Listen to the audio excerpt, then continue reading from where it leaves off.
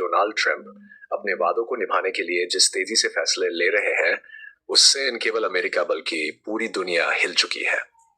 अब जरा सोचिए, अमेरिका का नया व्यापार युद्ध शुरू हो चुका है।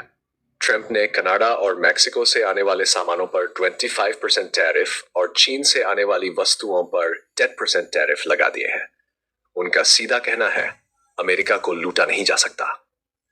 लेकिन क्या सच में यह अमेरिका के लिए फायदेमंद होगा, या फिर यह एक ऐसी चाल है जो खुद अमेरिका को ही महंगी पड़ जाएगी?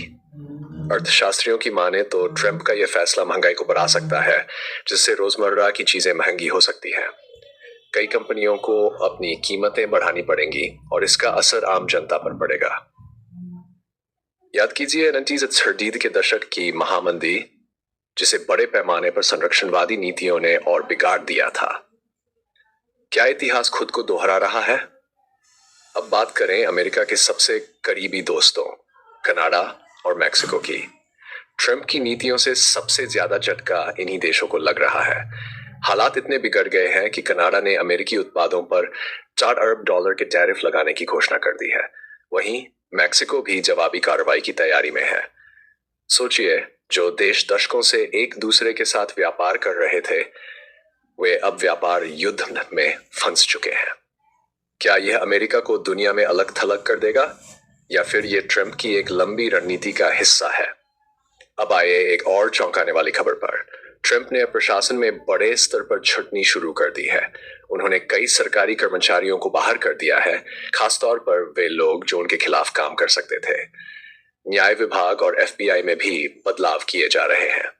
ट्रंप के समर्थक इसे गहरी सरकार के खिलाफ एक जंग मान रहे हैं, लेकिन क्या यह लोकतंत्र के लिए खतरनाक संकेत नहीं है? और हाँ, इस पूरे खेल में एलन मस्क की भी एंट्री हो चुकी है। जी हाँ, वही एलन मस्क जो स्पेसएक्स और टेस्ला के मालिक हैं। उन्होंने सरकारी संस्थानों में कई बदलाव करने शुरू कर दिए हैं और अब सरकारी खर्चे तक पर नजर रख रहे हैं।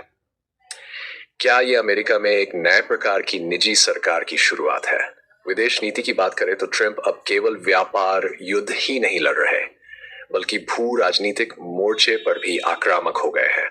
उन्होंने कनाडा को 51वां राज्य बनाने की इच्छा जाहिर कर दी है।